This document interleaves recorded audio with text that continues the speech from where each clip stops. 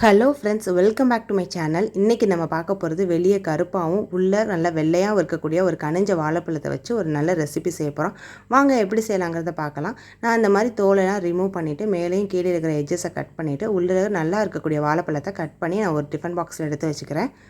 இந்த மாதிரி குட்டி குட்டியாக நம்ம கட் பண்ணதுக்கப்புறம் டிஃபன் பாக்ஸை மூடி ஃப்ரிட்ஜில் ஒரு 2 மணி நேரம் வச்சு எடுத்துடலாம்.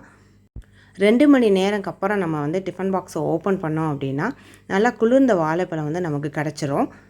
இப்போ நான் காட்டுறது போல் வாழைப்பழம் ஐஸ்லாம் ஃபார்ம் ஆகி ரெடி ஆயிடுச்சு.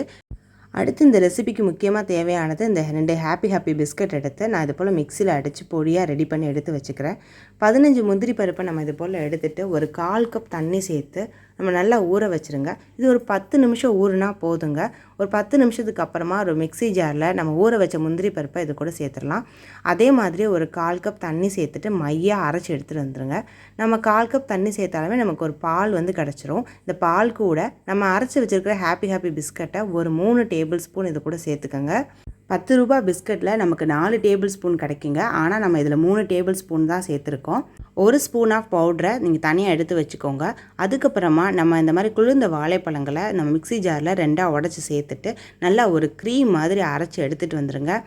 சாக்கோ பனானா க்ரீம் இப்போ ரெடி ஆகிடுச்சுங்க. இப்போ நம்ம ஒரு பவுலில் இதை ஃபுல்லாக கம்ப்ளீட்டாக நம்ம மாற்றி எடுத்து வச்சுக்கலாம்.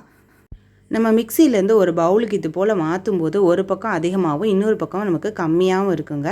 அதனால் நீங்கள் எல்லா க்ரீமையும் இது போல் ஃபுல்லாக மாற்றினதுக்கப்புறம் ஸ்பூனை வச்சு இப்படி சமப்படுத்தி விட்டுருங்க.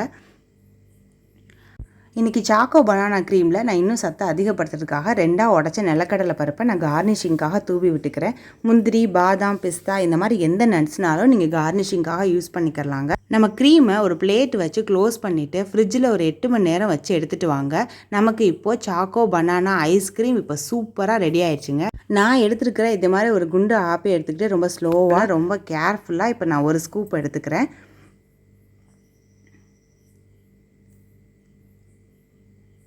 இந்த மாதிரி நீங்கள் எடுக்கும்போது நீங்கள் ஸ்கூப்பில் எடுக்கிற மாதிரியே நல்லா பவுல் ஷேப்பில் ரவுண்டாக சூப்பராக உங்களுக்கு கிடச்சிரும். நான் ஒரு பிளேட்டில் வச்சு நான் இப்போ மேலே சாக்லேட் சிரப் ஊற்றுறேன். ஆனால் நான் சாக்லேட் சிரப் செய்யலைங்க. இந்த ஹாப்பி பிஸ்கட்டில் ரிமைனிங் 1 ஸ்பூன் இருந்த பவுடரில் கொஞ்சோண்டு பால் கலந்து நான் சாக்லேட் சிரப் இன்றைக்கி நான் ரெடி பண்ணியிருக்கேங்க. நீங்களும் இது போல் செஞ்சு பார்த்துட்டு எப்படி இருக்குன்னு மறக்காமல் கமெண்ட் செக்ஷனில் கமெண்ட் பண்ணுங்கள். தேங்க்ஸ் ஃபார் வாட்சிங் அண்ட் கீப் வாட்சிங் ஆல்சோ.